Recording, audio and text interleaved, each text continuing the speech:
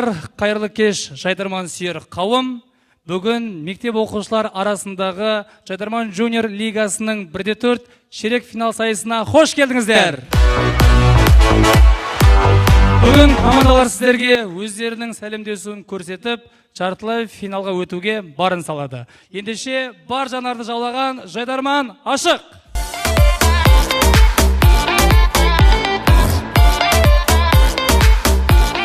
Ендеше бүгінгі ойынымызда үздік нәтиже көрсеткен командалар жартылай финалға жолдамалады, ал сол командаларға өзінің әділ бағасын беретін қазылар алқасымен таныс болыңыздар. Құрамында Жайдарман жобасының жетекшісі Есен Елеукен. Есен Елеукен. Балапан телеарнасының жүргізушісі Асқар Игенұлы. Халықаралық маркетолог Жайдарман қозғалысының ардагер ойыншысы Абдинур Султанғалиев. Чемпионымыз ардагер мықты ойыншы Жайдарманшы Нұрбол Сагидуллин ағамыз. Шамала қошеметтеріңіз.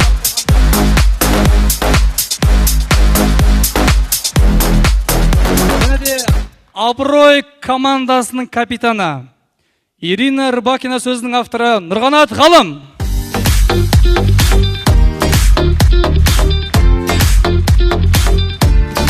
Ендеше көп созбаймыз, біз ойынымызды бастаймыз. Бүгінгі ойынымызды ашып беретін Ақтау қаласы Hype Models.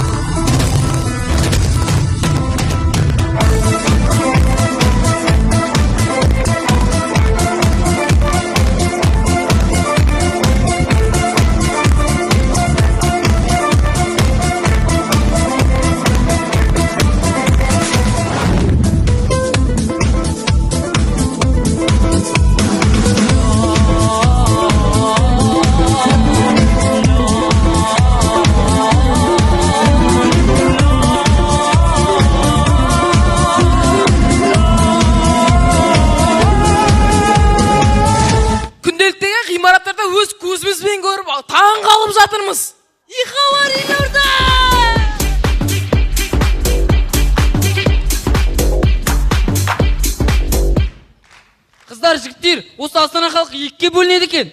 Қалай сонда? Қара, Астанада неше халық бар? 2 миллион? Соны екіге бөлтеші енді. Одан да көңілді нәрсе айтайық та, алда Жайдарманның туған күні келе жатыр ғой. Достар, естерінде ме? Жыл сайын Жайдарман туған күніне біздің үйге жиналып мандарин, оливье салат жеп, сосын детский шампан ішетін едік қой. Дәл. Сосын сағат түнгі 12-ден кейін Есен ата келіп, әзіл айтқан балаларға сыйлықтан беретін еді. Сол жағы ұнайды маған. Есен аға, әлі сүйесің ба? Ол папа ғой, Есен аға ол кейініп алған.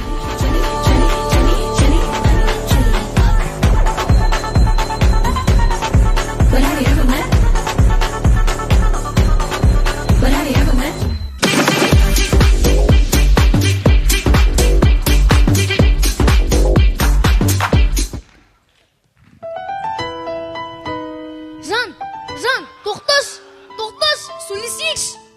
Тұр, жанадыр ме, көңіл кем жоқ. Оның үстіне жаңа мамада аяққа есікпей атырым. Неге? Себебі мамам екеуміз қорқынышты киноға барғанымызға мамам айқайлап басымды ауыртып жіберді. Мен де жағдайым оңап тұрған жоқ. Не болды? Мана келе жатқан кезде артыма көбет шығып, қуалап кетті. Сосын не істедің, тірі қалдың ба? Әрине, бізге әлі осы ойынды жеңу керек! Еще раз по-новому все повторить между нами. Теперь нас никто не найдет. Мы промахнули, и сегодня мы только будем между нами двоих. Теперь нас никто не найдет. Мы промахнули.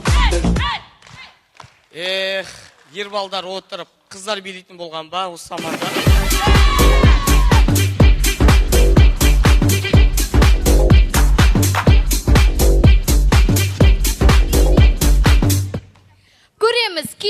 мұғалімдер ыңғайсыз мысалдар келтіреді. Балалар ертең бәріқтен өз есіне әрқайсың әртүрлі маман иесі боласыңдар. Алишер сен полиция боласың, Мадонна сен дәрігер боласың, Нұрислам сен полиция боласың, ал Таймас сен бомж боласың. Апай, мен неге бомж болам? Енді дұрыс қой, өмірде әртүрлі жағдайлар болады. Жұмыстан сокращение алып кетесің, ақша жоқ, жұрттан көмек сұрайсың, ол ақшаға сен жаман нәрсе аласың. Апай, мен жаман зат алмаймын. Нан алып жеймін. Білем ғой сен сияқты бомждарды. Нан алам деп кетесіңдер. Апай, нан алып жеймін, пожалуйста, апай. Мен документтерді беріп қойдым уже. Полиция көмектесші, бомж кетсін, бомж.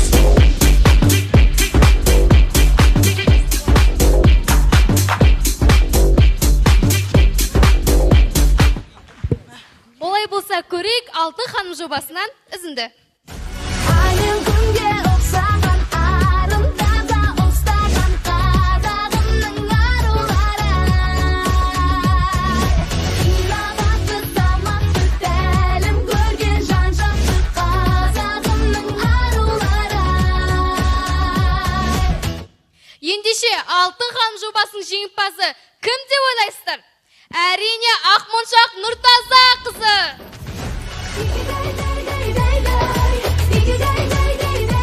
Мен болады деп ойламадыңдар ма? Өзіне ойладым.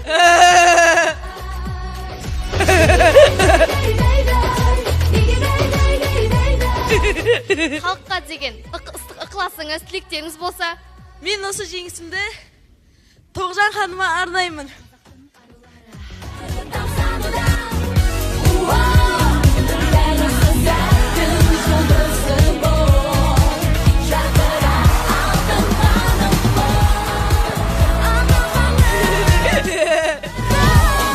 Сол бір сезім махаббатқа айналама, сол бір сезім махаббатқа айналама, жылуын байқалама, жүрегім жайқалама.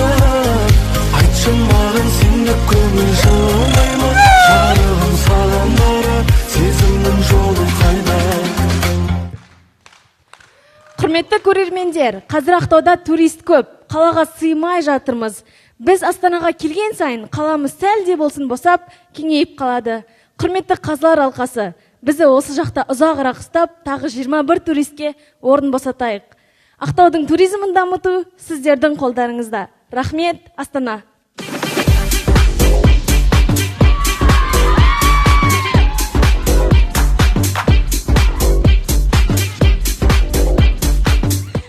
Тоғжан ханым. Hype Models командасы өздерінің алғыстарын өздерінің ата-аналарына білдіреді.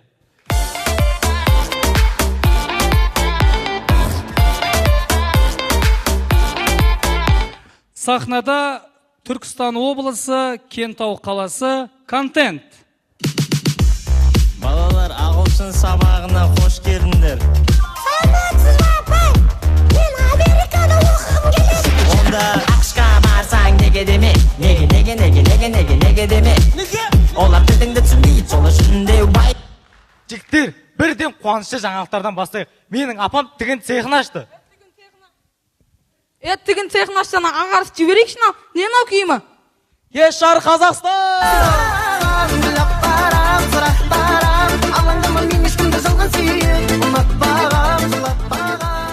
Жігіттер, Астанаға келген екен, Астана жаңалықтарын айтайықшы. ақш президенті Дональд Трамптың баласы үйінде ішіп пысып отырып бәйтерек көргісі келіп, Астанаға келіп бәйтерек көріп. Қандай байдың балалары? Ойбай, ол не деген іш пысушылық?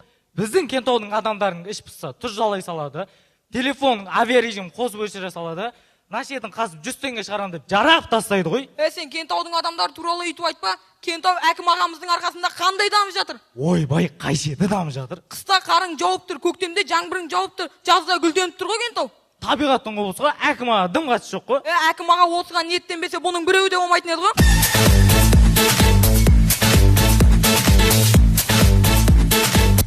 Жігіттер, Астанаға туристер келсе, демалуға Бурабайға барады. Алматыға туристер келсе, демалуға Қапшағайға барады. Түркістанға туристер келсе, біздің демалуға Кентауға келеді.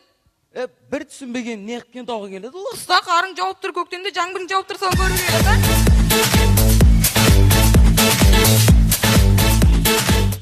Алдарың алдарыңызда Кентауский Патровский кетті! Ішіп ал желеп көңіл күйін көтеріле бастады Костюмді шешіп тастадым, үстімді бұлғап ластадым. Алғашқы әзіл тамашалаймыз достар, ауылда мүлдем абырой жоқ әкім. Айгүлім, маған да WhatsApp-тан админ бердіңдерші.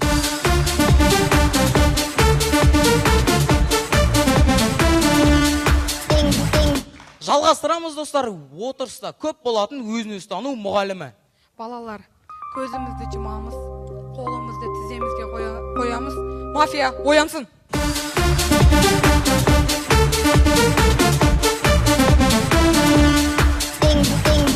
Сонымен көреміз достар, балалығы кетпеген полиция қызметкері.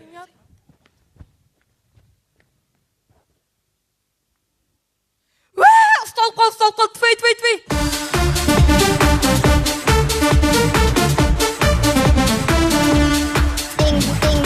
Сонымен көреміз достар, Аяз ата бұғы сататын дүкенде. Аяз ата соңмын. Уағалейкум ассалам, тез 6 бұғыңнан беш маған. 6 бұғын не істейсіз ка жазғы? Ақша қарды жұмысына апарам, той тумалақ, доставка, таксовать етілем өтіп жүрім жақында бош. Бұғымен ба?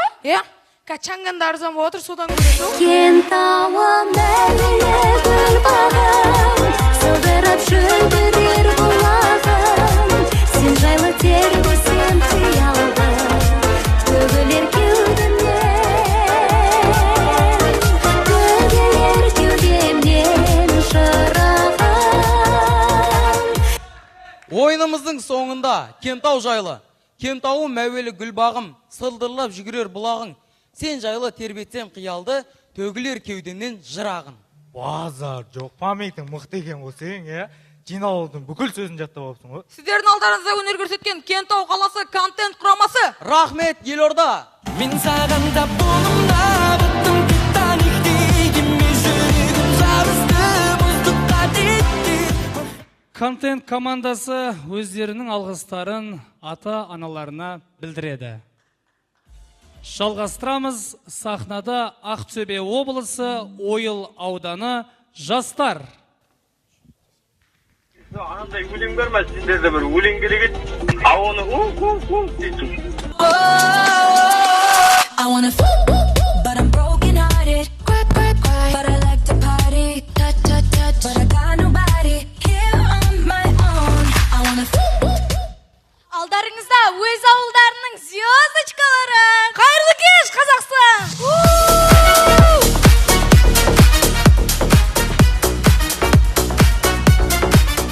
Шайдарман Junior чемпионат! Йосып, біз қалай өтіп кеттік? Обгонға шықтық та, встречкамен прямой бастық қо. Вот так пойдешь, потом вот так пойдешь, и потом вот так пойдешь.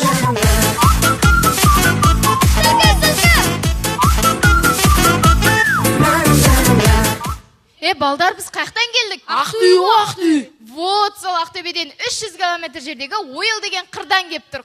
Давай Ойыл туралы айтайық. Керегі жоқ, өзіміз әзер тапқан спонсор дертің айылыққа бәле болып жүрер. Менің атым тәтті, тәттінің сыйым қатты, шоколад, конфетті, келбетімде сымбатты. Менің атым дарын оқим. Құрметті көрермен, бұл біздің командамыздағы ең тәтті, ең ерке бала. Сонымен қатар жалғыз ветеранка. Ұсақ қанша мөрет айтам, орысша сөйлей алмасаң үнеме деп. Ет жемейтін адамды ветеранка емес, вегетариан істейді.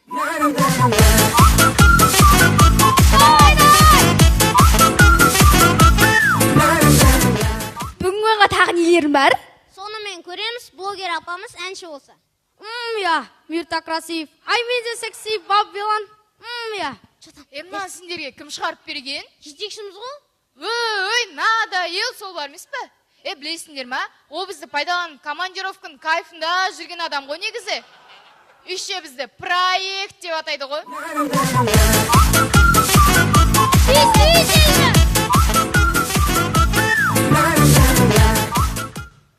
Мен алдында жарысқа қатыстым ғой. Ойбай, не жарыс?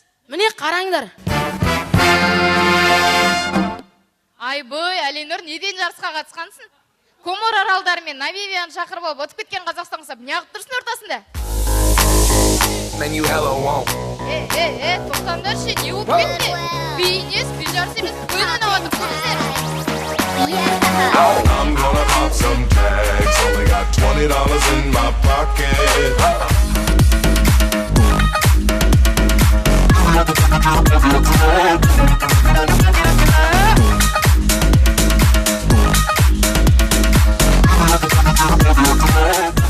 Сонымен көреміз, өте бай кісі досына үйін таныстыруда. Досым, қара, ана дейтін бөлме. Науғандай бөлме. Дейтін бөлме ғой. Medical bands in the kitchen. Medical bands for the whipping. Take a nigga bitch go missing. Ooh, bitch I ball like a piston. Ooh, bitch I flash with flare. Damn, all they do is steal. Егерде барлық әлеуметтік желілер бір сыныпта оқса, не болар екен? Так, саламатсыздар ма балалар, отыра беріңдер. Бүгін сабақта кім жоқ? Қысқа, апай, осы аптада ВК мен Фейсбук вообще сабаққа келмеді ғой. Сол екеуі көрінбей кетті, я? Айтып барыңдар, справкамен келетін болсын. Саламат апай, TikTok пен Instagram'да бола ма? Не үшін? Ақтозалда концерт болып отыр, сол видеоға түсіру керек еді. Я, бара берші, жіберем. Менде дерзкі кинолар бар, қарайсың ба? Сен киноларыңды білеміз ғой, качество скидық бан кинотеатрын түсіп алған. Оданша менікінен қарашыш, качествосы мощный ғой.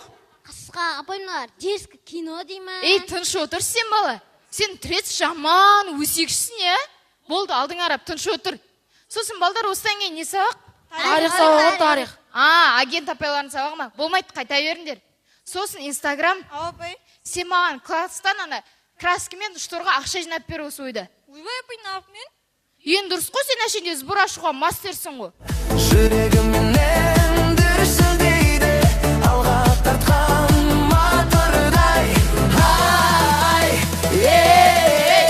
Жұлдыз қандай, ай қандай, шофер сүйген қыз қандай, жұлдыз қандай. Құрметті көрермен, біздің киномыздың дәл қазір екінші сериясы, үшінші сериясын көргілеріңіз келсе, жартылай финалға өткізіңіздер. Сіздермен бірге болған жастар сарайында жастар, Шайдарманға мастар. Ойылым менің ойдағы елім, табыстың тойы ойлаған елім. Ойылым арман ағысы қатты, ойылым арман Үлкен рахмет жастар командасы Ойыл аудандық әкімдігіне. Ойыл ауданы білім бөлімінің басшысы Гүлмира Таңжарбай қызына. Сондай-ақ Ойыл аудандық оқушылар үйінің директоры Данагүл Нұрдәулетовнаға, сонымен қатар өз ата-аналарына және барша қолдаған кәсіпкер ағаларына өз алғыстарын білдіреді. Сахнада Алматы облысы, Есік қаласы, Өскенде елдің көркі. Қарсы алыңыздар. Na, come on. Na, come on. Na, come on. Құрметті достар, біз өмірін қызықсыз өткізетін ұрпақтардың бастамасымыз. Мысалы, біз балшықтан тамақ жасамағанбыз. Жапырақты ақшап ойнамағанбыз. Піспеген өртті тұзға басып жемегенбіз. Қысқасы, правильный поколение екенбіз ғой. Қайырлы кеш Астана!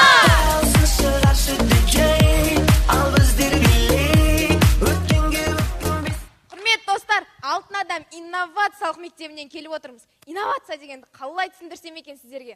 Ана магазинде 990 теңге бар емес па, сол ма? Ол акция. Мамаларымыздың пакеттің ішіне пакет салып жинайтын ше. Ол коллекция. Артық ше. Ол декорация. Инновацияң маңына да жолаған жоқсыңдар ғой.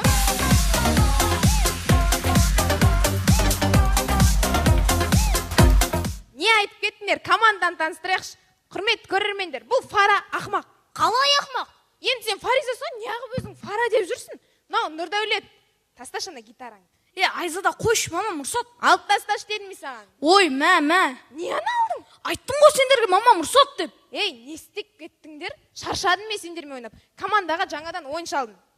Dance for me, dance for me, dance for me, oh.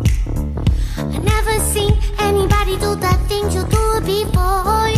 They say, move for me, move for me, move. Таныс болыңдар, Котанай. Мына тұруыншы емес қой. Ой, бой, мынаң айтып тұрған сөзін қара. Бүгін ғана боянып, мынадан сәлақ әдем болып тұрған шығарсың. Біле білсең, мынаның лицосы сенен танымал. Еще мынау ақылды. Мынаумен ойнаған сендерден көр, тиімдірек.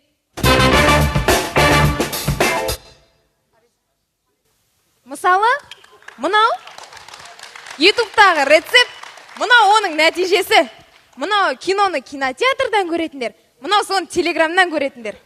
Мынау миымдағы орысша, мынау сөйлегендегі орысша. Мынау бүгінгі ойынға билетті басқа сайттан сатып алғандар, мынау Freedomнан сатып алғандар. Тиспе әдемі кетті. Ендеше Котанайдың жанында өздерін инновациялық сезініп жүрген Өскенде елдің көркі командасы кетті!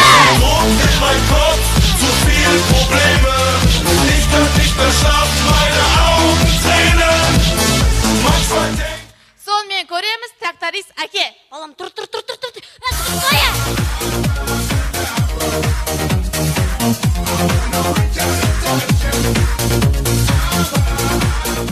Сонымен тамашалаймыз, кейде аналарымыз базарға барған кезде дәл осылай асыра сілтеп жібереді. Мамам, мына киім үлкен емес пе? Ештеңе етпейді, келесі жылда келсін.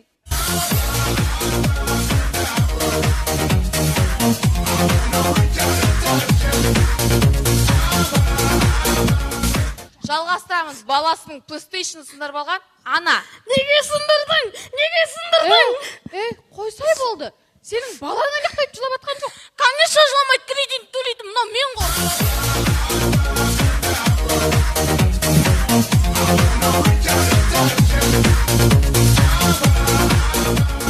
Сонымен көреміз, кейбір мектептері дәл осылай психологтар бар шығар. Сәлеметсіңдер ме балалар? Бүгін мына ақпарақты толтырамыз. Апай, бұл не? Бұл сауалнама. Апай, қызыл басымен жазуға бола ма? Болады. Апай, бұл не туралы? Бұл әлімжеттік туралы. Апай, әлімжеттік деген не? Әлімжеттік деген мынау әлімжеттік, мынау. Бұлай жүру ұнайма әлде жаным, әлі мені сұрайма, көрмеуге үйренеді көздерің, ал жүрегің шыдайма. Ойын соңында, құрметті достар, біз Есік қаласынан келіп отырмыз. Біле білсеңіздер, біздің қаламыздан алтын адам табылған. Алайда ол нағыз алтын адам емес. Нағыз алтын адамдар қазылар алқасында отыр. Тиспе әдемі кетті. Сіздердің алдыларыңызда өнер көрсеткен Өскенде елдің көркі командасы. Рахмет, Елорда!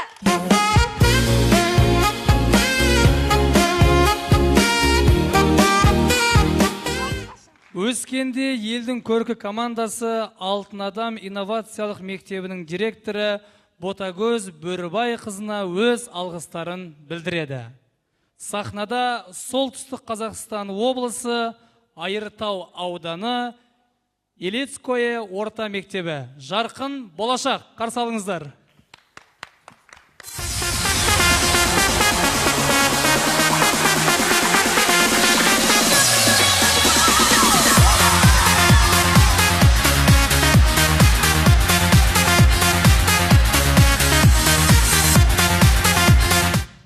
Сәлем Астана! Біз қаймағы бұзылмаған, салт дәстүр сақталған Володар Сылқ округіне қарысты Елецкеден нағыз қазақ ауылынан келдік. Қумаш! Өзге ұлт тұратын араласы ауылдан келдік қой. Салт дәстүріміз араласып кеткен. Я, дұрыс айтасың. Орыс қожыге майонез қосып ішіп жүреміз ғой. Артынан еще оливье сұраймыз. Біздің тойдың апалары екіге бөлінеді. Бірі шашу шашып жүрсе, екіншілі букет уақытып жүреді. А еще шашу шашқанда кәмпитпен бірге семечки, пряник, кейде чипсы да шашады ғой. Біздің ауылда той ассалаумағалейкум деп басылса, көргі деп бітеді.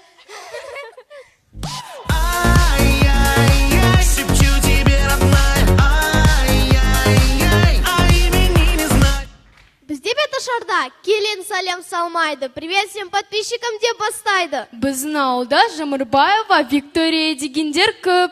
Құда күтіге барсақ, бір үйде беш пармақ, келесі үйде борщ, үшінші үйден галуши жеп кетуі мүмкін. Құдалық демекші біздің ауылда, құдалықта, құдашаларға тештіқта бермейтін орыстар бар.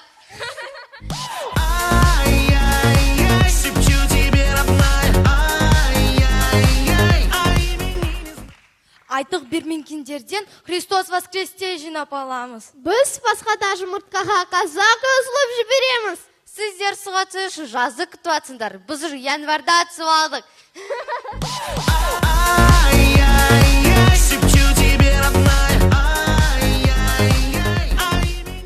Сендер футбол ойнағанда салы тебесіңдер ғой. Сендер білесіңдер ма салы не екенін? Ал біз білеміз.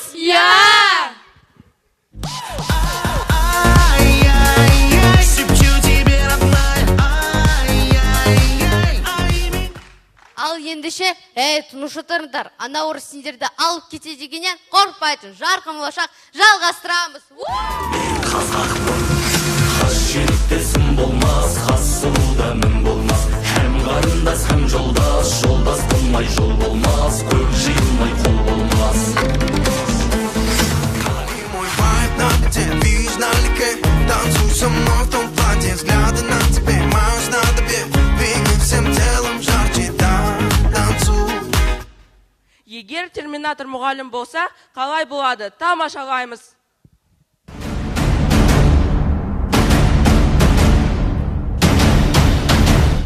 Терминатор аға, сіз Албибек дейін деп жатырсыз ба? Қандай Албибек, бұл бүгінгі баға. Формативка ма?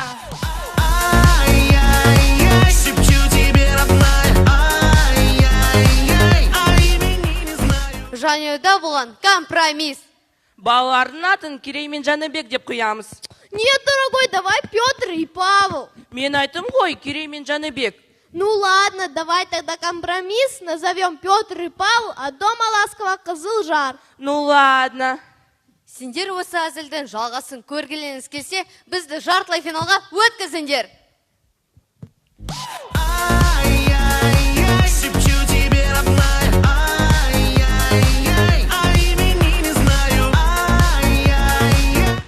Құрметті көрермендер, осымен біздің сәлемдесуіміз өз мәресіне жетті. Ал шын мәнінде біз құлагер шапқан қасиетті белден Ақан Серемін үкілі Ыбырады өнер алыптарының төрінен Шоқан Уалихановтай дана түліп ұшқан киелі Меккенен Имантау мен Шалқарды табиғатты көркем сұлу жерден келген жастарымыз. Сіздермен бірге болған болашағы жарқын болашақ.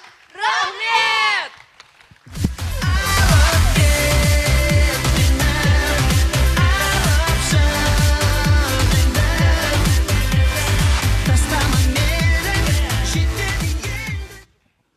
Жарқын болашақ командасы Айыртау ауданының қосымша білім беру орталығының басшысы Бибігүл Мейрамоваға өз алғысын білдіреді.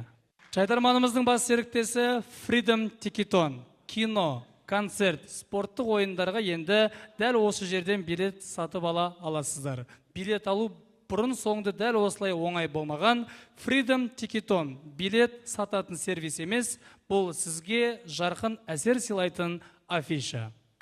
Біз ойынымыздармен қарай жалғастырамыз. Сахнада Қостанай облысы, Рудный қаласы ойлап таппадық. 16 жасында мамамды 3 мемлекетке апарып туған күніне iPhone сыйлап, енді основной подарок машина. Сен 12 жасында анаңа көлік сыйладың, е? 11 жасында. Жасы небәрі 16-да. Соған қарамастан ол жылына 100 миллион теңге айналдырып отырған жас кәсіп. Олай болса, алдарыңызда 14 жасында өз күшімен папасына жылап еңгіреп жүріп iPhone алдырған қыздар. Ал, Құдай абырой берсін ал.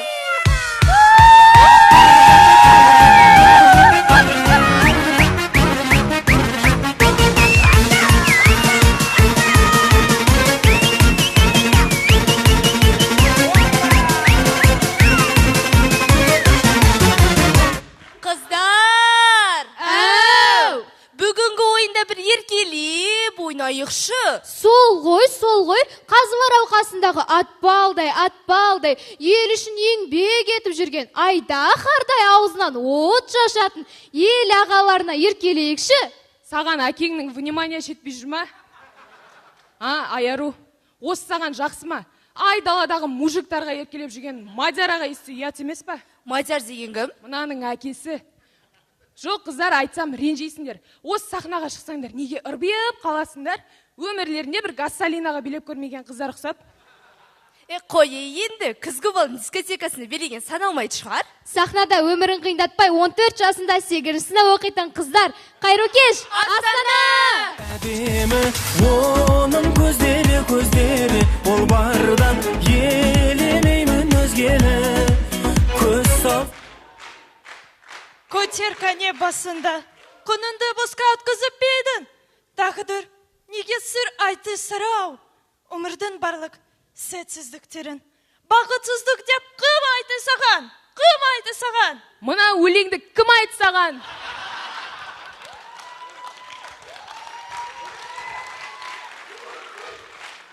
Рахмет. Базар жоқ. Читерский ход, қыздар, бірден бастап кеттік па не? Қас жүректе сын болмас, қас сұлуда мін болмас, һәм қарындас һәм жол. Сен жайлап кайфына кіріп апсың ғой. Қыздар, на дальнобойщик Александрдың қызының басы дейді. Қай Александр? Сашка да өзіміздің. Болашақта ауыл квотасымен үй, мал аламыз деп, қазірден қазақ жігітпен жүріп алған ғой. Осы орыстыңыздар жаман жалмауыз болады. Қыздар, кеше біз жігітімен болашақ балаларымыздың атын ақылдастық. Әне дам кеткен бұлар. Ичо, не шешіңдер ал? Ата әжесінің баласы ғой, солар қойсын. Мынауың темаға кіріп апты ғой уже.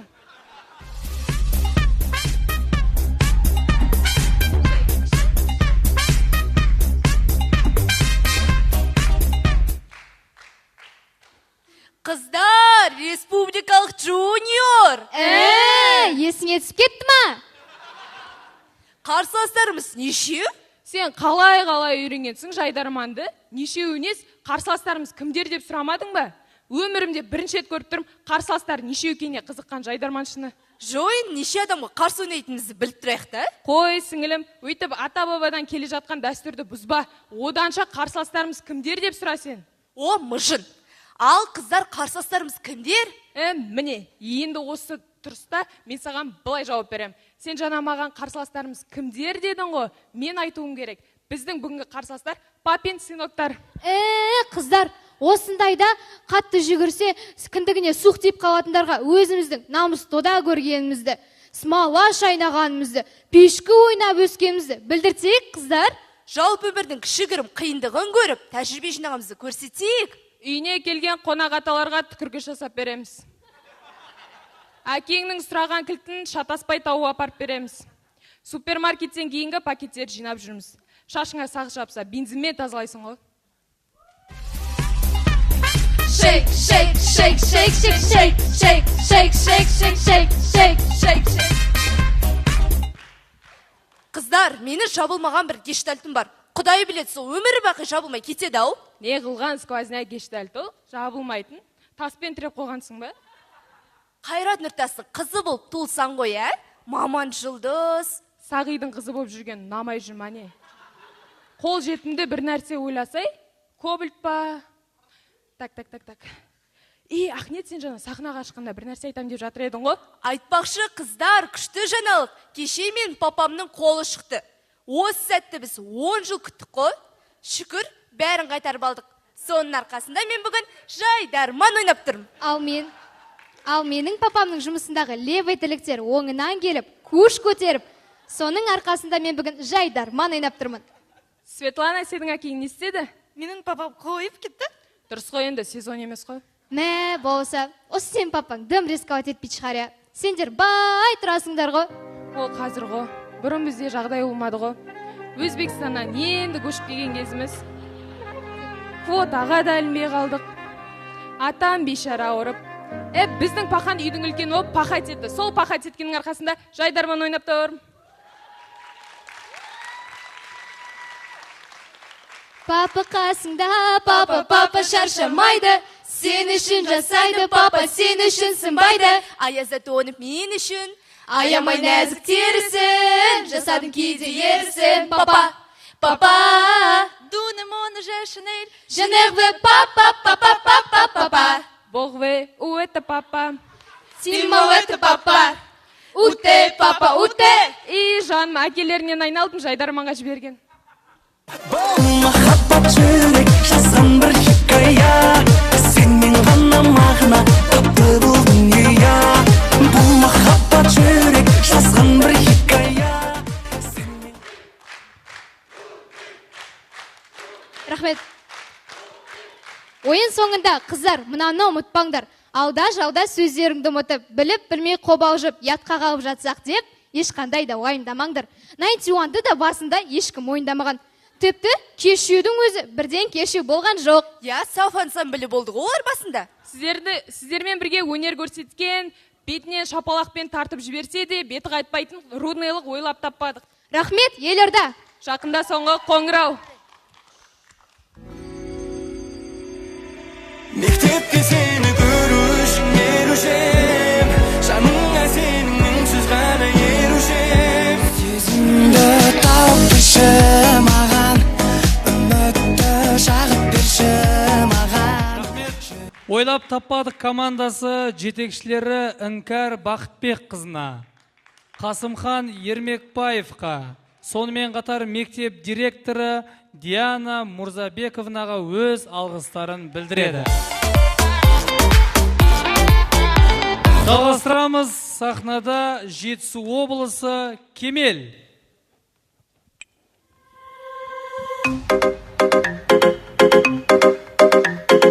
Қыстай кетті, күз кетті, дайындықпен біз кеттік.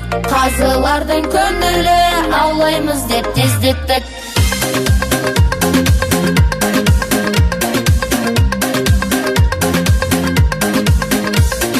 Жайдарманның сахнасы арман болған талайға, біздей мықты команда финалға өтсе жарай ма?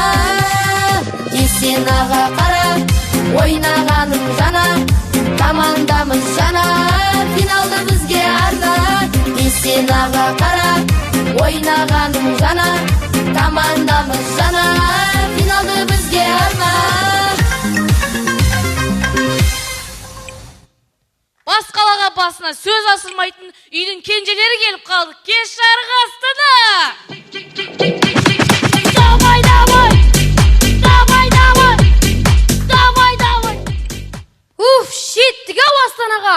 Осымен екінші рет келіп отырмыз. Біздің әкімнің өзі бір-ақ рет келген ғой Астанаға. Үйді сүйгі салу үшін. Қараңдар, жап-жарық айнала. Мына телевизорды қарасаңдар. Кәз. О, жабайы! Тұре орнына! Жүргізуші көрмейінсің ба сен? Мынаны лицоссаң лайк та келмейді ғой? Бүгін дұрыста ойнамайсыңдар ма? Біздің әкім отыр. Ол шүкір етсін Жайдарман көріп отырғанына. Дос.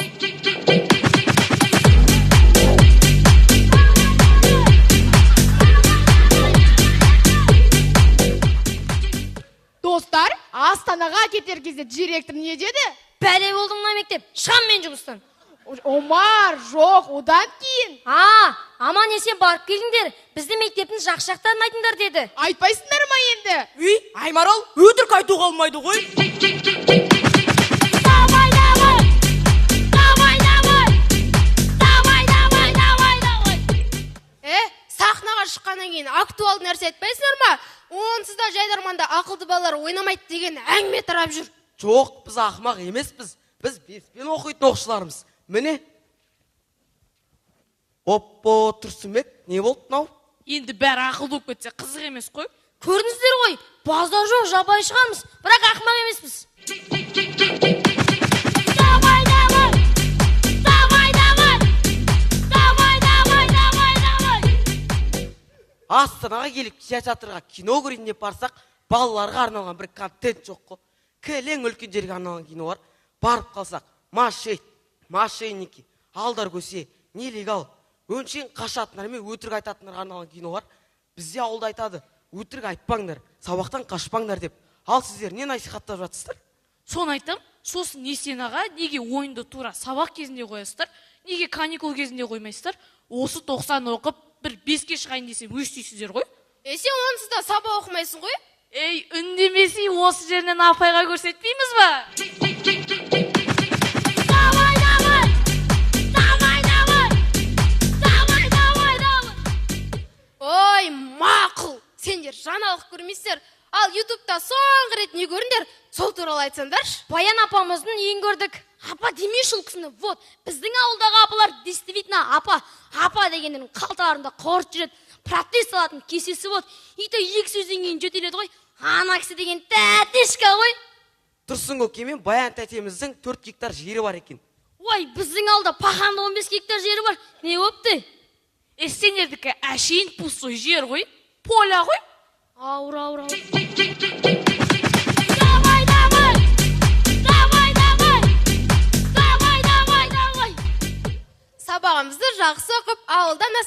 бестік бағамен келдік. Енді Астанадан ауылға 5-пен қайтқымыз келеді. Сіздермен бірге болған Кемел командасы Жайдарманның кемесіне отырып, Кемеліне жеткіміз келеді. Рахмет, Астана!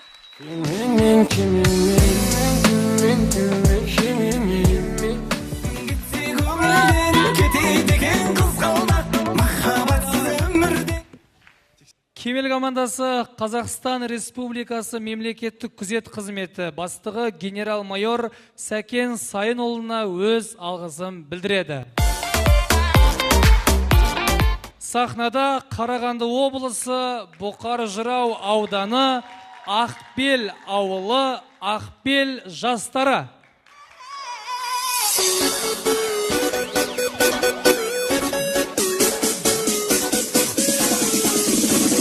Odağanım qarayısın öldüregen gözüne Аққулар көлдегі махаббатты сезімге Өзіңе бар сырымды айтайын деп келгенде Қаламды тіл байланып ұялғандай өзіңе Құрметті көрермендер, осы ойынға арнайы автор жалдадық. Шәй, өзің бір 2000 теңге қосқан адам құсамай. Ата-аналарымыз бәрін төлеп беріп атқан жоқ па? Одан да бірден командамен таныс болайықшы. Ана жерде тұрған ол Иван, ол метис. Оның мамасы орыс, папасы тірі. Құрметті көрермен, мен негізі күндізде Иван. Қайырлы кеш, Астана! Гүл шара, ойнағаның қара Шашың тарам-тарам, сағынғанда жаман Гүл шара, ойнағаның қара Шашың тарам-тарам, сағынғанда жаман Сания, шаршадым. Үй, шаршадым нес? Ойын жаңа ғана басталды ғой. Сонау Қарағандыдан кеп тұр ғой. Ойынды соңына дейін аяқтап тастайықшы, Нұрали. Жоқ, Сания, шаршадым. Ой, мультигін қосып беріңдерші, қоймайды бұл қазір, ше. Постоянно осылай ғой. Мама ғой, өзіңмен бірге ала кет, өзіңмен бірге ала кет деген. Енді кішкентай балалармен жүргесін осындай болады. Өздеріңіз түсініп тұрсыздар ғой, е? Санянан реклама шығып кетті. Қуан аға, ана пропустить деген бассаңшы өтініш. Ая, ана Қуан ағам пропуститті басады, соксымен ойнай тұршы, біз мына жақта КВН ойнап алайықшы. Е ма? Қуан аға, ат мұша, ат. Я.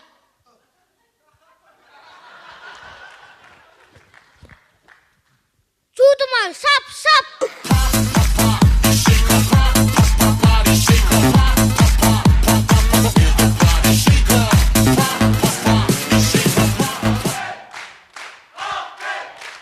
Рахмет.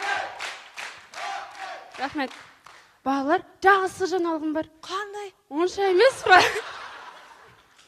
емес фразалар айтатын курсқа қатысып жүр. Қалай? Қалай болса солай, соқыр не қалай. Сен басың жұмыс жасай ма негізі?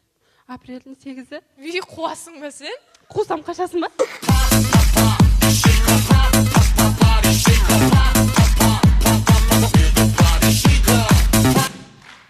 Сания, болдым. Өй! Болдым дес, қайда отырғызып кеткенсіз ананы?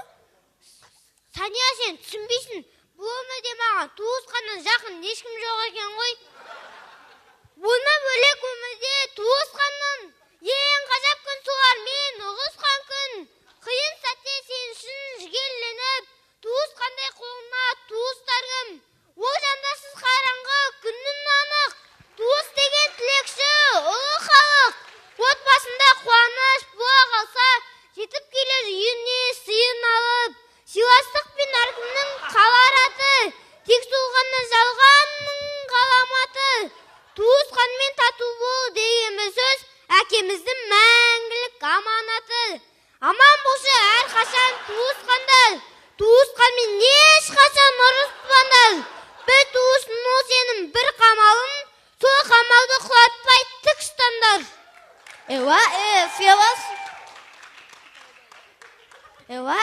Se va sobe un arpiso, pinarida piriposa, roupa meu aço. Se va sobe un arpiso, pinarida piriposa, roupa meu aço. Se va sobe un arpiso, pinarida piriposa, roupa meu coração. Жұп болсын!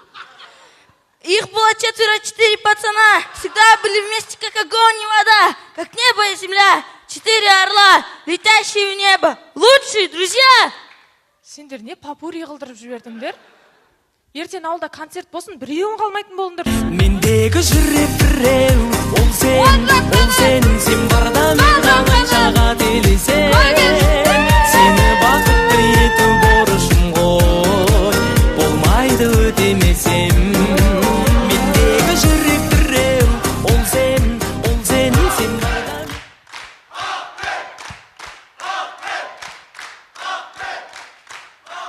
Рахмет. Сіздердің алдарыңызда өнер көрсеткен Қарағанды облысы Бұқаржы ауданы Ақбел ауылы. Ақбел жастары құрамасы. Рахмет, елорда.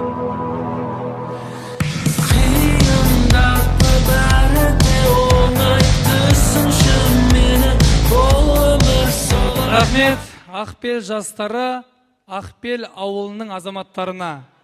Сондай-ақ Сәтпаев атындағы жалпы білім беретін мектептің директоры Сәкен Алиленовке, сонымен қатар Қарағанды қаласының жайдарманшыларына өз алғыстарын білдіреді. Жалғастырамыз, сахнада Атырау облысы Исатай ауданы Хамит Ерғалиев ауылы әжесінің балалары.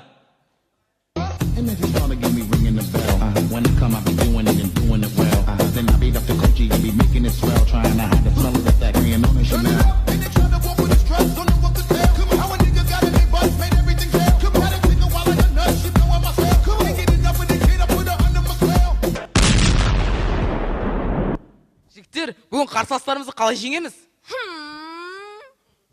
Дайкам не подумат. Бірінші амандасу керек. Кеш жарғасын Ай жаным, асыл жаным. Күлгенмен сөзім едің басқа жаным. жігіттер, жайдарман. 1-4 финал. Кімде не бар? Мысалға, менде талант бар. Менде әзіл бар. Менде лицо бар. Базар жоқ, жүргізушіде жоқ нәрсенің бәрін жиналыппыз.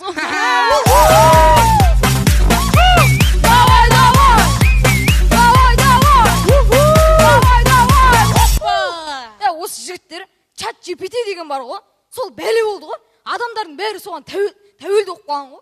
Қой, керісінше жақсы ғой. Сол сабақты чат GPT-ден сұраймыз, презентацияны чат GPT-мен қорғаймыз.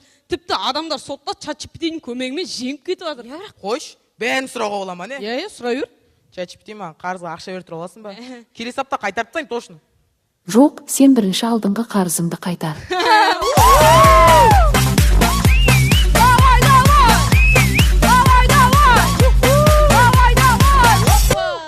Жігіттер, бұндай арзан әңгімелерің болмайды.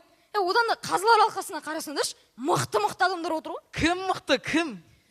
Бүткіл жастарды қолдап жүретін Есен ағам мықты емес пе не? Мықты. Міне жайдарманшы, чемпион, автор Нұрбол ағам мықты емес пе не? Мықты. Ана сосын Абыройда ойнайтын шәрттің қасында жүріп көтерілген атың ме дейді? Нұрғанат. Нұрғанат ағам мықты емес пе не? Мықты. Асқар ағам мықты емес пе не? Білмеймін, танымайым, бірақ түрін арсың мықты кісі. Мықты кісі. Әбдінұр аға мықты емес пе не? Вот, именно сол мықты емес. Қойшиш? Қоймайым. Конкретно паразым алып қоям. Бергеші, шықшы сахнаға. Нұрсәт, ұялмайсың ба? Өзің жайдарманшы ағаң емес пе? Сахнаға шық деген не сөз? Бар, анияққа орты өлесіңдер.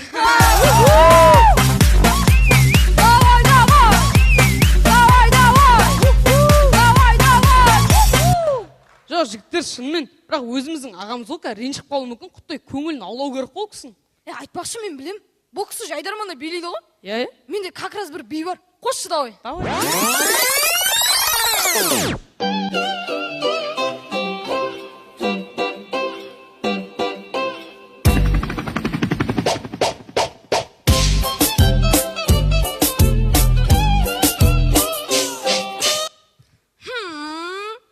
Енді шутка ойнау керек. Кетті! Почему фейс твой каменный, когда весь танцпол горит пламенем?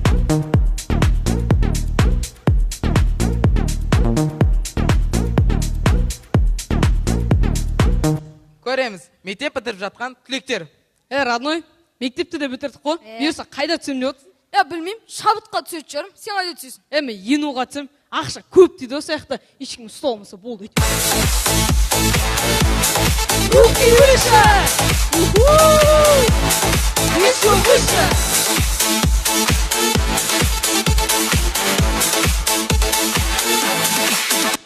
Көреміз, түнімен мафия ойнаған дәрігер таңертең жұмыста.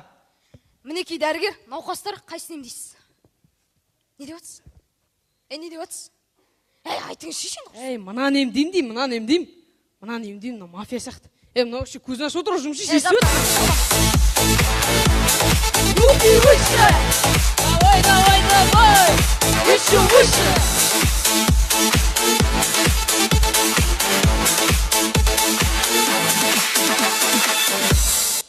Елестетейік, екі бірдей әжесі бар бала үйінде. Ей бала, қай әжеңнің баласысың? Менің балам ғой, көрініп тұр, қайса кел, беттер. Мә, бетіне сүйе алғаныз, Ақкүл менің балам, ұжжан. Кім қой дейм, менің балам көрініп тұр, қайса кел, беттер. Абат, айтшы да менің балам соң, кел, ұжжан кел. Менің балам дей, Әжелер, қойыңдаршы. Не гречка жегенсіңдер ме? Одан да маған ақша беріңдерші. Бүгін как раз сендерге пенсия түсті ғой. Ақша? Иә.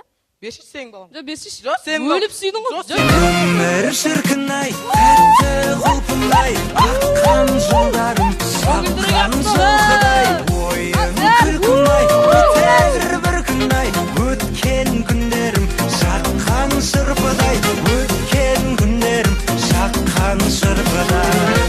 Құрметті көрермендер, жалпы бізді қолдайтын адамдар өте көп. Бірақ біз үшін ең үлкен қолдау осы кісілердің қолдауы. Балдар қалайсыңдар, жақсысыңдар ма? Қалай кетіп бара жатсыңдар? Аман есен жеткесін хабарласарсыңдар, жолдарың болсын. Балдар түкке уайымдамаңдар, келесі кезеңге қалай да өтесіңдер. Сендер біз үшін чемпионсыңдар. Сен бала, қақылдап ақша сұрай бермеші енді. Басымды ауырттың ғой. Мен не ақшаны күреп тауып жатырмын ба? Сатшашы мені онда. Өшір. Өшірме деймін саған. Сандалып жүре бермей, тез жартылай финалға өтте кел. Қорада шаруа көп жасайтын.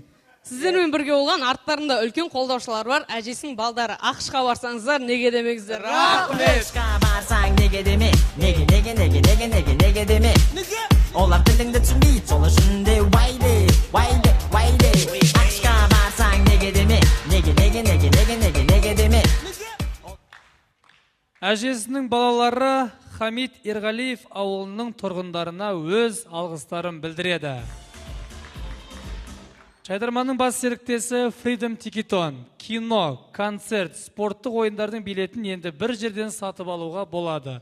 Билет алу бұрын соңды ондай оңай болмаған. Freedom Ticketon билет сататын сервис емес, бұл сізге жарқын әсер сыйлайтын афиша. Біз ойынымыздармен қарай жалғастырамыз. Сахнада Қостанай облысы, Рудный қаласы, кешірім сұрайым, айып етпеңіздер. Қошеметтеріңіз болсын. Сахнада Алматы облысы, Еңбекші Қазақ ауданы, Есік қаласы, Алтын адам. Я на все глаза закрыв, и себе все объяснив. Снев. Ушел в отрыв.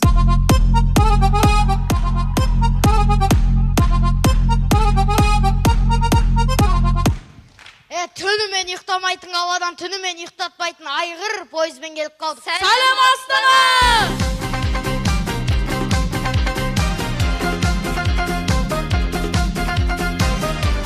Есіктен келдік. Бірі білсе, бірі білмейді. Біздің есіктен деп таңғы 5-те тұратын алпамыз шыққан. Сол есіктен шығып кете салсыншы. Таңмен тұрып мазаны алып қойды ғой.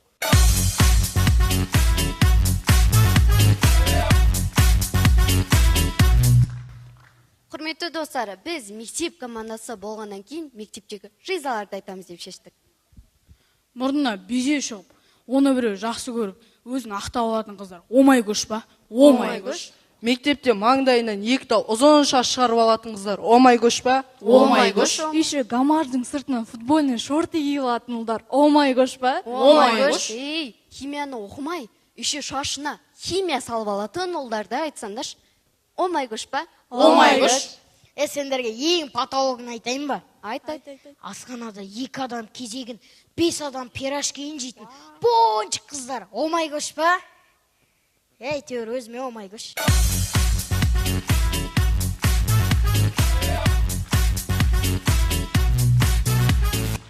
Қыздар жігіттер, биыл кино маусымы. Бұрынғылардың кинолары қандай еді? Бандыны қуған Хамид, менің атым Қожа, 6 жасар алпамыс мектепке барады. Аттарының өзі бір кино еді ғой, кино. Қазіргінің киноларын айтсаңдаршы, таптым ау сені. 1, 2, 3. Брат или брак? 1, 2, 3. Хотя бы кинода 1, 2, 3. 3 микрофон істеп тұр. Дәл осындай көңіл күймен жалғастырамыз.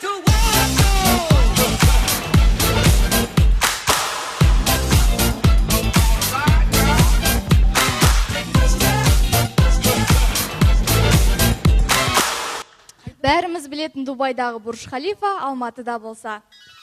Бурж Халифа сарайы. Сағат 19:00-де сіздерді 136 этажда Роза Арынбаеваның көктем шақырады. Мен шақырамын атты концертінде күтеміз.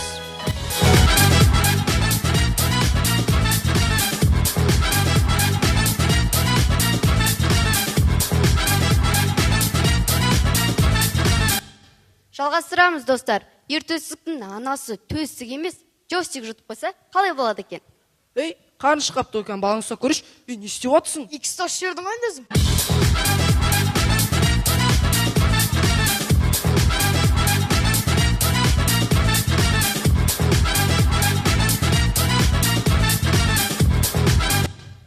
Мүлдем жағдайы жоқ мектеп. Балалар, аспанда миллиондаған, миллиардтаған жұлдыздар бар. Оны ешкім зерттемеген, оны даже қанша екен де білмейді ғой. Апай, мен білем.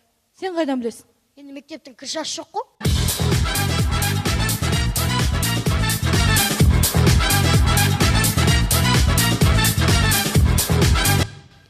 Аналарымыз кейде вниманияны өздері сұрап алып жатады. Сонымен көреміз, дәл осындай жағдай. Өлә бір, мама деп праздникпен құттықтап, гүлмен келіп андай, анашым деп келмейсіңдер, сендер, әкелші бетті.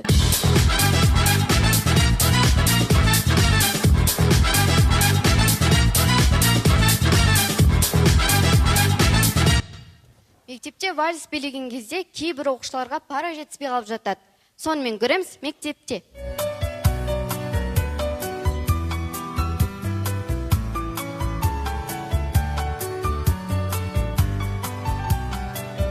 Бүгін Алматыда күн бұлтты, тауды орғанда жаңбыр. Мен сені көзіңнен танып аламын, мен сол аяғы қап-қара қарап аламын.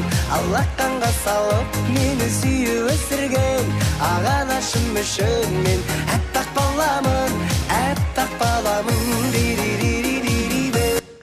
Құрметті достар, ойын соңы Мұхтар Жағановты өлемектеміз. Мәңгі лаулап жану үшін ғаламда, үлкен бақыт табу үшін ғаламда, үлкен болып қалу үшін ғаламда, үлкен арман керек екен адамға. Сіздермен бірге Жайдарманға деген үлкен арманмен Алтын Адам құрамасы көп-көп рахмет.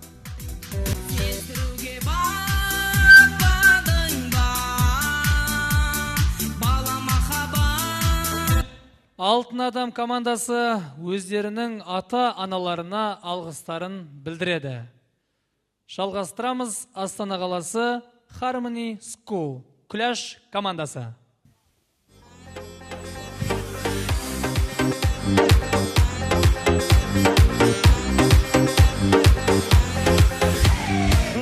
Кинотеатрдан кино таппай Жайдарманға келдік. Кино маусымы құтты болсын. Сәлем!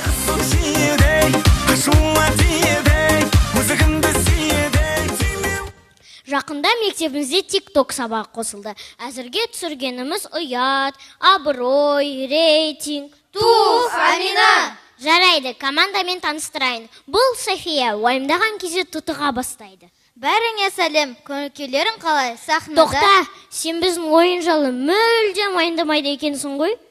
Несіне уайымдаймын? Менде бәрі жақсы. Маған ата-анам GPS сағат сатып берді. Олар мен қайда екенін біліп отырады. Қолыңда сағатың жоқ қой? Я, мен қазір қосымша сабақта отырмын.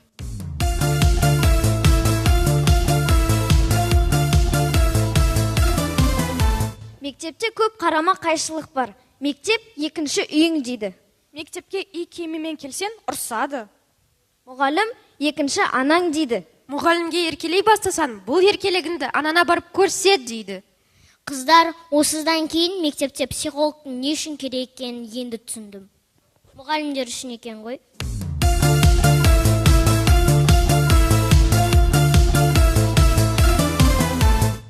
кеше мені мошенниктер алдады. Картаңнан ақша шешіп алды ма? Жоқ, үйге қонақтар келіп, маған ақша беріп еді. Анам алып қойды. Содан кейін ақшаны мүлдем көрмедім.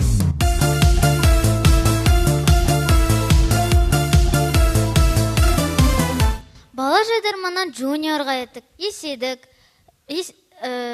ақыл тоқтаттық. София, сенің 90-дыққа ішке шыққандығын ақыл тоқтатқандығы емес, ақылдың тоқтап қалғандығы. Туф, Амина, София дұрыс айтады.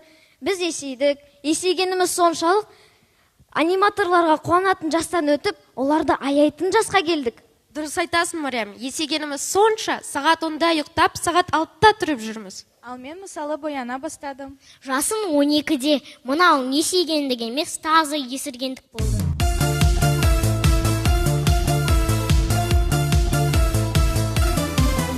Қыздар, жаңалық естідіңдер ме? Елімізде білімге көп көңіл бөлініп жатыр.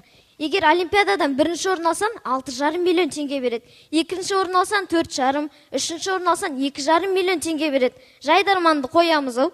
Жайдарман бізге не беріп жатырыз? Танымалдылық. Бейджик, алғыс хат, стикер. Есен аға, көріп тұрсыз ғой, қазіргі балаларды таңғалдыру қиын.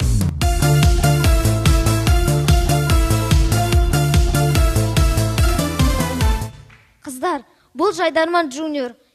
Мектеп лигасы емес, мұнда 2-2 орын, 3-3 орын дейтін жоқ. Бұл нағыз бәсекенің мекені.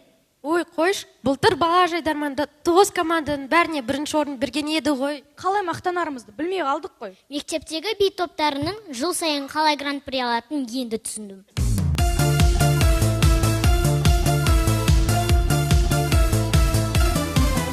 Қыздар, қазылар алқасы біздің әзілдері түсініп жатыр ма екен? Альфа ұрпақтарды бағалау үшін бумерлерді отырғызып қойған, өздерінен көрсін. Құрметті қазылар алқасы, ойын соңында сендерден біраз нәрсе күттік демеңіздерші. Бастауышта онлайн сабақ оқыған балалардан не күтесіздер?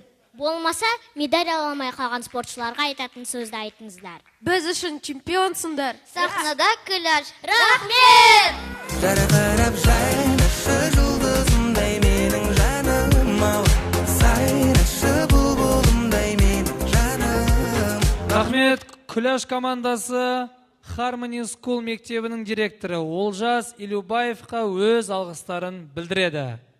Жалғастырамыз, сахнада Қызылорда облысы, Арал қаласы, Дарын командасы. What is love? Baby, don't hurt me no more. Baby, don't hurt me no more.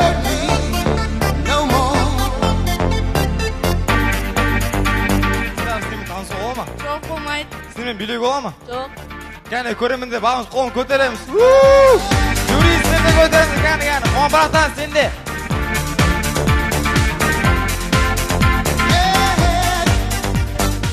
Басын осылай көтере алмасақ, кейін құлдырай бастаймыз. Сәлем, Астана!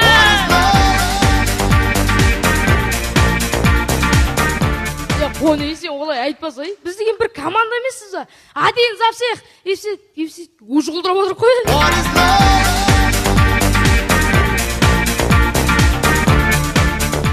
Біз Juniorдағы ең шал командамыз. Қалай ол шал команда? Дұрыс қой, ойнап атқанымда 4 жыл болды. Жюриді қараш, Нұрбол ағамыз, Нұрғанат ағамыз, Есен аға отыр. Осы жюрилер бізге ауыр кетіп атқан жоқ па? Бізге бір Астананың бір-екі мектептің бір тәлімгері ма, заводшы ма, психолог ма, сол жетеді бізге. Есен аға, сізді көрсем, мына екі балаң қол-аяқ қалтырайды. Мен өз сөзімді ұмытып жатырмын мысалы. Қойсайым өсем. Есен аға, біз үмітіңізді ақтаймыз. Тап, Есен аға сендерден үміттеніп те тұрған жоқ. Итак, өзіміздің ағам шашат тұрған.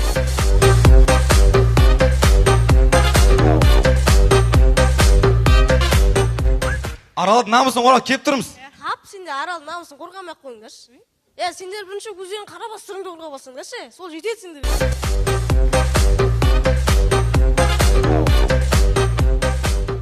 Әлишердің сөзінің мәні бар. Біз келесі кезеңге өту үшін біздің лицомызда келмейді ғой. Біздің түріміз тартылып кеткен теңізге ұқсай ма? Сен кім қойш? Менің түрім таза качегар ғой. Качегар жақсы ғой, мен түрімді қараса соғыр-соғыр болып тұрмын мысалы. Сенікі жақсы ғой, менің түрім таза түнгі 4 ғой. Түнгі 4 жақсы ғой, менің түрімді қараса бәшбай болып тұрмын ғой мен. Бірақ Я, бірақ сіз менен кейін аспайсың ба не сонда? Бәшбейнен асып қаяққа барасың? Bong diggy diggy diggy bong diggy bong.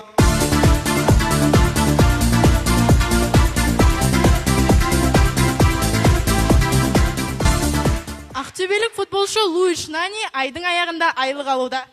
Джулияна М деп шыға ма? Ес.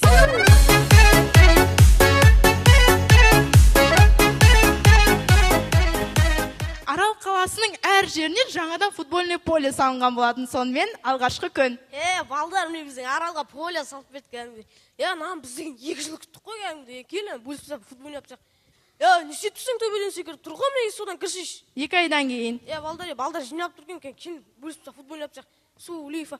Не сөйтіпсің төбеден, не сөйтіпсің есіктен кіріп тұр ғой, міне дейсіз соның бірінен кіршиш. 6 ай. Балдар, кезінде мына жерде поле болған.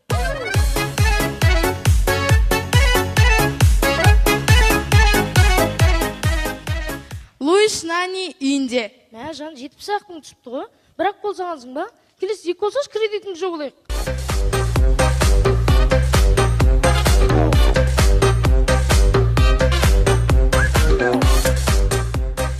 Қазіргі таңда әскерге кез келген жерден алып кетіп жатыр. Бақытылы мұсимсіз ба? Не дейсің? Бақытылы мұсимсіз ба дейм? Я, мен. Сізге әскерге шақырту келіп тұр. Бармайым мен, майтабанмын.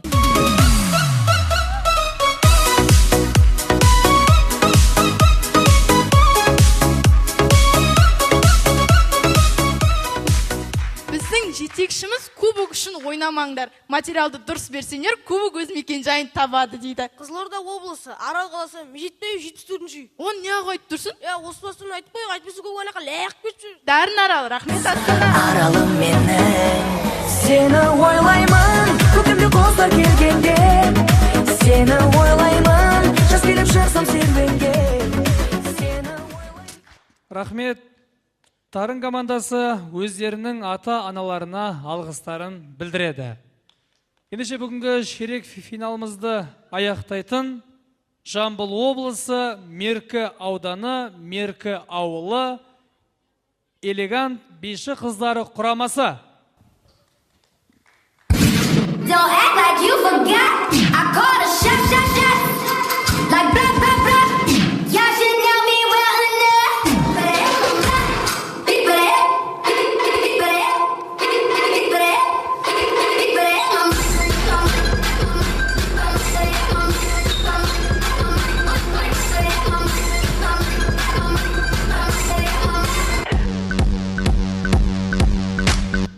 Алдарыңызда ең әдемі, үтір, ең талантты, үтір, бұл қыздарыңыз келіп қалды. Қайырлы кеш, Астана!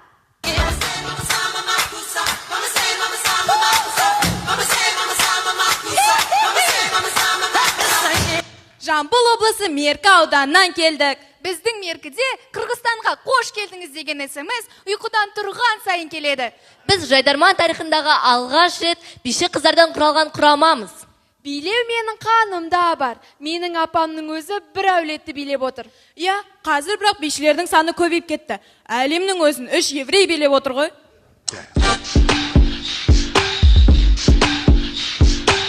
Қыздар, бұл Жайдарман Джуниор. Бірақ мұнда айтылып жатқан әңгімелер жас балалардың әңгімесі емес. Осы ойлаймын да, кобальтты алғаш шығарған кезде бір ағамыз тұрып, әр қазағыма бұйырсын деп тілеген ау. Солай болса тілегені қабыл болған екен. Ойлаш, сколько тебе нужно, скажи, дейді да. Я отдам тебе свою жизнь, дейді ғой. Қойш, кім айтады оны? Элла айтады да, басқа кім айтады дейсің? Тыңдасай. Сколько тебе нужно, скажи, я дам тебе свою жизнь. Қыздар, естідіңдер ма? Нені? Балалар киносына биыл бюджеттен 3 миллиард ақша бөлінген екен. 3 миллиард? Бірақ түсірілген кинолардың ешқайсысы касса жинамаған.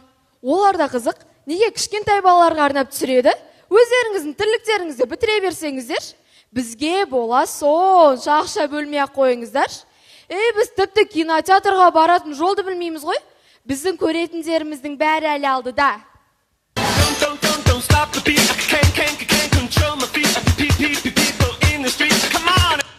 Қыздар, осы Қазақстанның медицинасы расымен дамыған ба? Не болды? Алдын мамаммен ауруханаға барғам. кардиологтың жазып берген дәрісіне қарасаң, жүрегің ауырады. МРТ аппараттарын көрсең, басың кетеді. Елімізде есі дұрыс жұмыс жасап тұрған тек психбольница ғана сияқты. Айтпақшы, біз командамызға жаңадан қыз алдық. Бұл Кәусәр, ақылына көркі сай, шиедей ерін, қарақаттай көзі, алмадай беті. Мене мұнан әкешес теплицада өздірген ба? Теплица демекші, біздің меркідегі мектептерде теплицадағы егіншілікті, терімшілікті үйретіп жатыр. Солар біз Англияға кетуге дайындап жатқан жоқ па? Ертең барып қарға қуып жүрмейік.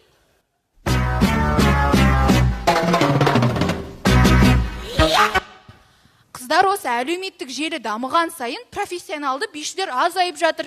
Иә, Раяна, мысалы тиктоктағы биге дайындалмай билеп, 10 секундта танымал биші болып кетуге болады. Даусы жоқтардың бәрі суперстарға ән айтып,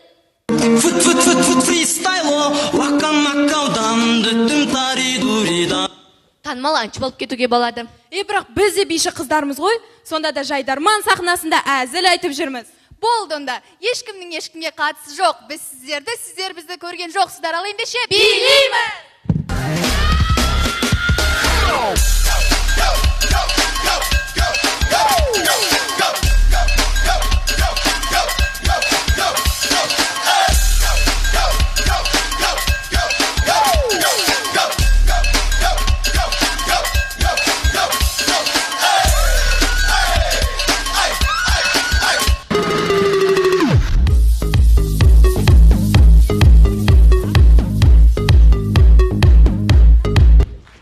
Сонымен көреміз, әкелерінің туған күнімен құттықтап жатқан қыздары.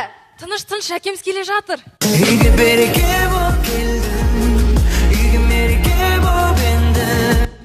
Ой, папа, осы туған күнде қан тапсыратын не әдет сізде?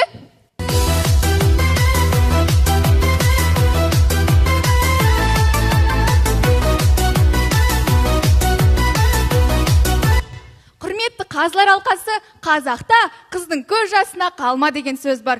Тем более биші қыздардың көз жасына қалма деген сөз тағы бар. Себебі олар синхронна жылайды. Алдарыңызда өнерлі қыздар.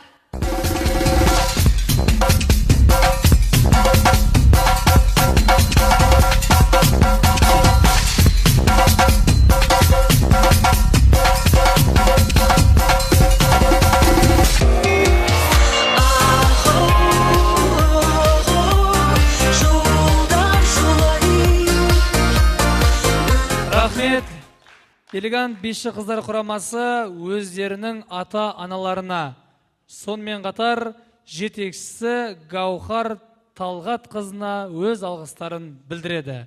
Бүгінгі сайысымыз аяқталды. Бүгінгі сайысымызда өнегелі өнер көрсеткен командаларды ортаға шақырамыз.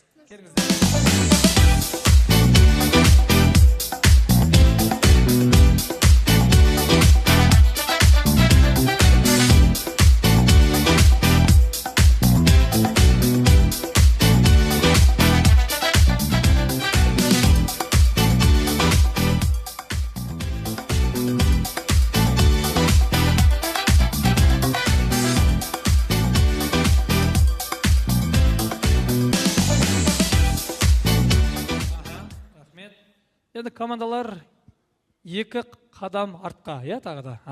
Тағы да. Ай, бәрекелді, рахмет. Енді бүгінгі ширек финалымыз аяқталды. Қазылар алқасы. Ең бірінші сөз ба? Ең бірінші болды. Ендеше өз пікірлеріңіз Абырой, Нұрғанат. Қайырлы кеш, қалайсыздар? Бірінші рет жюриде мектеп командалар. Мен өз басым біріншіден мектеп кезінде ойнап көрдім, Жайдарман. Ойнап көргім келді, бірақ болмады. Универ кезінде бастап қойдым. Командалар өте бәрі күшті, әдемі киінген, сүйкімді, андай қимайды екенсің, бірден көтерсек ренжіп қалады, жаңағы көздің жасына қалып кетеді, не деді? Апасы не екен? Маған жамандамаңдар, мен ендіге отырмын. Қазір не істеп, ағай андай екен ғой деп жүрмендер. Мен де әлі ойнап жүрмін. Сендер соғықтан да, сендердің дұғаларың керек деп ше. Жақсы, күшті бәрі. Не деймін басқа? Рахмет. Асқар Егенұлы. Қайырлы кеш, құрметті әзілдесер қауым, жайдарманшылар. Ойын өте керемет болды. Жақсы көңіл күй сыйлағандарыңызға көп рахмет. Енді ішінде атап өтетін командалар Кемел командасы, ойлап таппадық командасы, Алтын адам командасы. Енді барлығы да өте керемет болды. Рахмет.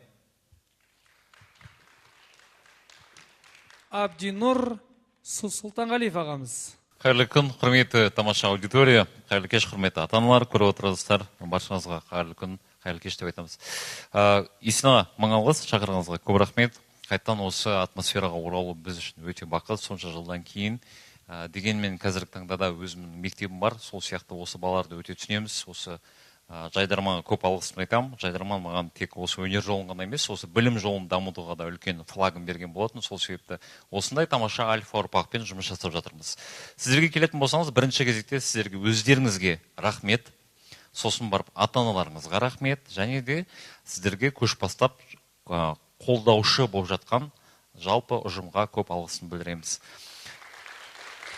Ең басы жақсы сөз бар екен, ескерту деп жазып қойыпты. Сіздерге ешқандай ескертуіміз жоқ, тек мақтанышпен қарау, ләззаттану. Өйткені сіздер жастарыңызда біз білмейміз, ауылда жай ғана доп теуіп жүрген бала едіңіз. Ал сіздер қазірден бастап осындай тамаша киім киіп, қандай үлкен амбициямен еліміздің қандай жастары үлкен өнерлі жағын бағытын көтеріп жатса. Сол себепті бұл үлкен қуанатын зат. Әр командаға ерекше рахмет. Әлбетте оңай бал көтере салу 3-2 оңай ғой, жаңа пессимист болу, бірақ дегенмен сіз жаңа естіп жатырмын, келулердің өзі қандай қиыншылыққа соқты да, мысалы спонсор жағы болсын. Сол себепті жақсы ой келді. Бұл жай ғана осындай жоба ретінде қалмасын, елімізді дамытайық. Көбірек тикток түсіріңіздер, көбірек жоба жасаңыздар. Және әр команданы ерекше атып өтуге жүрегім бармайды, өйткені барлығы өте мықты, бірақ өте қызықты өзінің жеке интересный философиясы бар. Harmony командасына алғысымды білдіремін. Өзі бір ерекшелігі бар екен стилистикада, философиялық тұрғыда. Сол себепті баршаңызға мың алғыс, көп рахмет сіздерге. Рахмет. Чемпион Нұрбол Сағидуллин ағамыз. Қайырлы кеш, қаттырақ қошемет тұрып қояйық. Осы сіздерге әдемі өнер көрсеткен командаларға, өте күшті командалар, қазір бейші командалар өте көп болып кеткен. Енді біз, мен өзім хореограф ретінде айтайын, біз Боранқұл командасы, Намат командасы, осы көптеген жұлдызды жігіттер бәріміз көп биледік осы сахнада. Өте әдемі билеріңіз қойылған. Әзіл әр командада бір күшті әзілдейтін балдары бар. Бала немесе қыз, және мына қай команда еді не? Тақиямен тұрған, кішкентай аға. Осы жігіттің ойыны өте қатты ұнады. Вообще бүткіл команда күшті балдар қыздар бар, бәрі. Бәріңізге роз аттым. Жайдарман жобасының жетекшісі Есен Елөкен. Рахмет. Ой, балалар, көп рахмет. Бүгін қанша күннен бері редакторлық жұмысы бар, басқа да жобалар қазір қатар өтіп жатыр. Осы кезде эмоция сыйлаған ойын, бүгінгі ойын болды. Сіздерге көп рахмет. Балалар ойнағанда жай ойнамайды, балалар шынайы ойнайды, балаларда жасандылық жоқ. Балалар ренжітпей қалады, балалар қуанады, бірақ бұл жарыс. Жарыс Жайдарман жуниорстар таңдаған екенсіздер, сондықтан да барлық нәтижеге дайын болыңыздар. Сахнаға шығып алып, баяғыда бір Шымкенттің командасы жыл сайын жылайтын еді, ондай жылайтын команда қазір жоқ шығар. Жалпы барлық команда ұнады. Ерекше атап өтетін 13 команда болды. Олар Hype Models, Content, Жастар, Өскенде елдің көркі, Жарқын болашақ. Көп рахмет сіздерге. Қайда жарқын болашақ? Сіздер қаяқта жүрсіздер? Көп рахмет сіздерге. Ойлап таппадық. Кемел деген команда ұнады, Ақбел жастары ұнады, әжесінің балалары ұнады, Алтын адам ұнады, Күл аш ұнады, Дарын ұнады, Элегант ұнады. Тек абыроймен Боранқұл әзірге көңілден шықпай тұр. Намат туралы айтамыз. Қарқаралдың командасы да кезінде ойнаған Тәттімбеттің. Көп рахмет. Енді жаңа бір команда айтты ғой, бізді жаңаға альфа ұрпақты түсінбейтін миллениал ма? миллениалдар, 4 миллениалдар мен бірдеңе сондай миллениалдар мен сияқты бумерді бұлар да түсінбейді. Сондықтан да біз бір-бірімізді түсінбегеннен гөрі түсінуге ұмтылайық. Келістік пе? Енді мен келесі жолы қазы алқасы болмай-ақ қойыншы, ұйымдастыру алқасы. Мен мына жерде әдемі күліп отырайыншы. Себебі мына жерде бір қолың қалтырап, кішкене қиын екен. Негізі біраз нәрсе былай командалардың маусымашарға қараған кезде қазір дайындалып келгені көрінді. Кейбір командалардың ұпай сандары ол осы уақытқа дейін ойнаған ойындарымен салыстырмалы түрде қойдық. Себебі осы жерде қатысқан 13 команданың мен тең жартысын білемін. Алматы қаласында ойнады, Астана қаласында ойнады. Сондықтан да сол деңгейден төмен ойнасаңыздар, яғни соған байланысты ұпай санын қойдым. Ренжімеңіздер. Бұл командалар бірақ кезінде өте жақсы ойнаған командалар. Келістік пе? Мен сонау 1984 жылы, о жылдары сіздердің ата-аналарыңыз бар ма жоқ па білмеймін. Сол жылы алғаш рет КВН ойнағам. Сол кезде мен жеңілгем. Мен жеңіліп қалдым мен алғашқы ойында. Сол кезде көп ұзақ жылағам. Бірақ бір жылдан кейін қайтып ойнағанда жеңіске жетті. Мен бір жыл дайындалдым. Сіздерге бәрі уақытында болып жатыр. Сондықтан да ойында жеңілсеңіздер де, өмірде жеңілмеңіздер. Жеңістеріңіз алда. Үлкен рахмет. Мына 1984 жылы біз бір команда жеңіп едік баяғыда. Сол команда жылап жаман болған. Содан кейін балдарға төмен баға қойғым келмейді. Чемпион ағамыз, қошеметтеріңіз. Енді бүгінгі сайысымызда командаларға ұпай сандарыңыз, толық ұпай 5 ұпай, ең бірінші болды. Ең бірінші болып бастаған Hype Models. 5, 4, 5, 5, 5. 1, 4, қалғаны 5. Айттым я. Жоғары ұпай 5, білесіздер. Екінші, Түркістан облысы контент. 5, 5, 4, 4, 5. 3, 5, 2, 4. Ақтөбе жастар. Толық 5 ұпай. Алматы облысы өскенде елдің көркі. 5, 5, 5, 5, 5. Толық 5 ұпай. Жарқын болашақ. Солтүстік Қазақстан облысы. 5, 5, 5, 4, 5. 1, 4, қалғаны 5. Қостанай облысы, Рудный қаласы ойлап таппадық. 5, 5, 5, 5, 5. Толық 5 ұпай. Жетісу облысы, Кемел. 5, 5, 5, 5, 5. Толық 5 ұпай.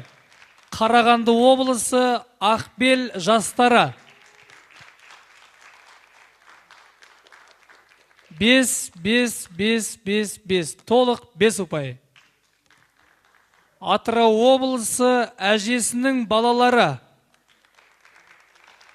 5, 5, 4, 4, 5. 3, 5, 2, 4.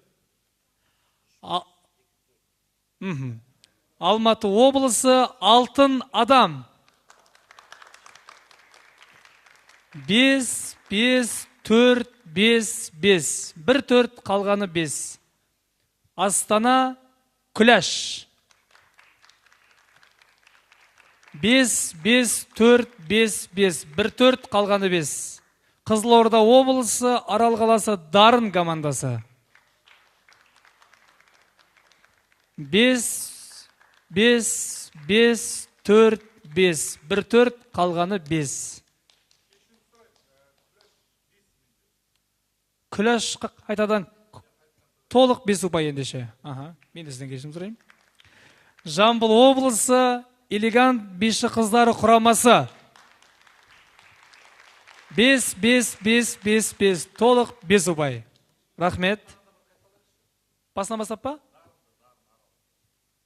Қызылорда облысы, Арал қаласы, Дарын.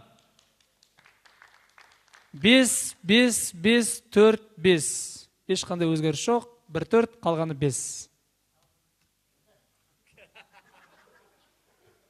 Бүгінгі ойынымыз ашып берген Hype Models. Жақсы.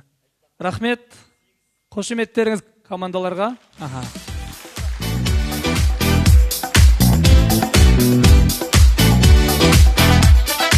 Бүгін біздің сайысымызда 13 команда өнер көрсетті. Предетор ширек финалына қатысқаны үшін контент әжесінің балалары. Сіздерге үлкен рахмет. Құрмет, қошеметтеріңіз. Тікелей жартылай финалға жолдама алған Hype Models 4,8 ұпаймен. Толық 5 ұпай жастар командасы. Өскенде елдің көркі толық 5 ұпай. Жарқын болашақ 4,8 ұпай. Ойлап таппадық толық 5 ұпай. Кемел толық 5 ұпай. Ақбел жастары толық 5 ұпай. Алтын адам 4,8. Күләш Астана толық 5 ұпай. Қызылорда Дарын 4,8 ұпай. Элегант толық 5 ұпай. Енді сіздерге жолдамаларды табыс етуге рұқсат етіңіздер. Контент. Сіздерге ширек финалға қатысқандарыңыз үшін үлкен рахмет. Келесі жылы тірліктеміз.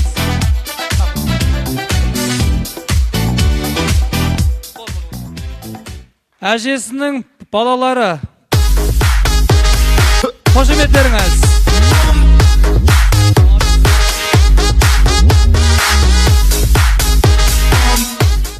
Жартылай финалға жолдама алған Астана Күләш.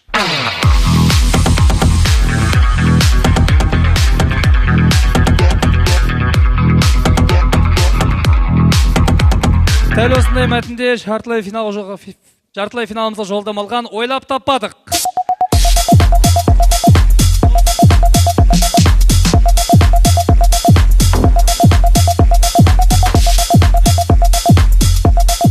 Алтын адам. It goes a little something like this.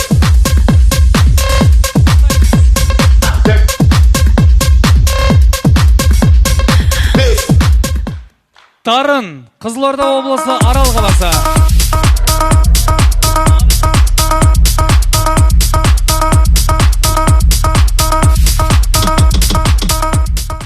Элегант биші қыздар құрамасы.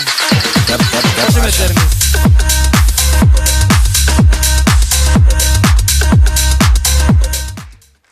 Жарқын болашақ. Солтүстік Қазақстан облысы.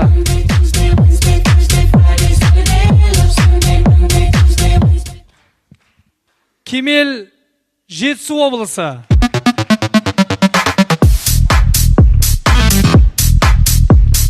Bro, you know I love the way you dance. Ақбел жастары, Қарағанды облысы.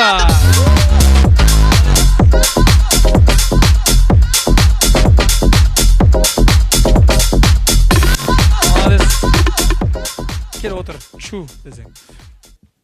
Жастар, Ақтөбе облысы.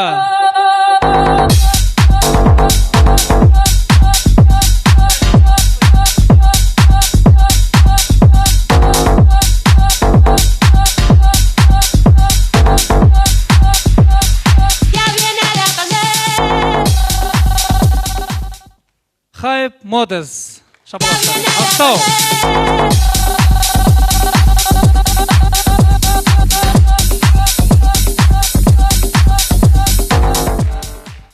Өскенде елдің көркі, Алматы облысы.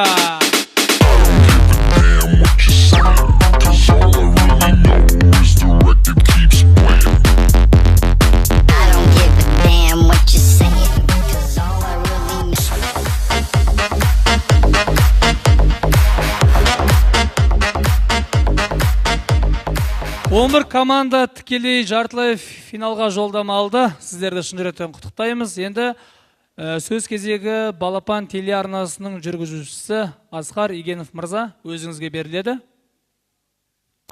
Қошеметтеріңіз.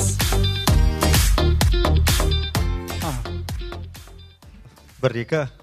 Құрметті көрермен, енді біздің арна осы жайдарман ойындарына өздерінің бір сыйлықтарын әрқашанда береді, әрқашанда бір құр қол келмеуге тырысамыз барынша. Сондықтан енді осы ойында ерекше көзге түскен, өзінің бір ойымен сүйсіндірген бір Ақбел жастары командасындағы кішкентай бауырымыздың есімі Нұрали бауырым, мінекей Балапан арнасының атынан осылай тамаша бокс өзіңе Нұрали, молодец, тамаша, бәрекелді, құтты болсын, жарайсың, өнерін өргершісің.